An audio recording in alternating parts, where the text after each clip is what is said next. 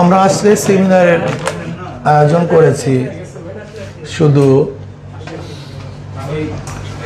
সরকার যে ইস্তেহার দিয়েছেন সেটাকে স্মরণ করিয়ে দেওয়ার জন্য, বরং আমরা যে বক্তব্য দিয়েছি মনে হয় সরকার তার চেয়ে অনেক কঠিন বক্তব্য তার ইস্তেহারে দিয়েছেন। আমরা যে দাগ উত্থাপন করেছি সরকার মনে হয় তার চেয়ে অনেক বেশি আমাদের আশ্বস্ত করেছেন, তার ইস্তেহারের মধ্যে আশ্বস্ত করেছেন।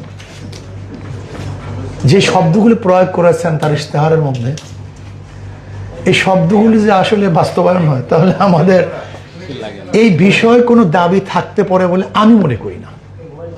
থাকবেই বা কিভাবে? সেসব সংকট দূর করে দেবেন।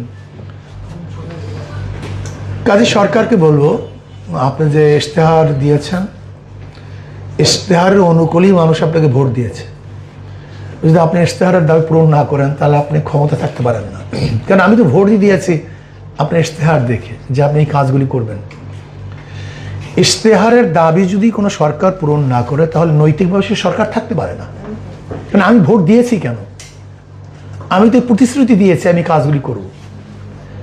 কাজে আমি তারেক জিয়া সরকারকে বলবো যে আপনি যে ইশতেহার দিয়েছেন কত দিনের মধ্যে বাস্তবায়ন করবেন আমরা সেটা জানতে চাই।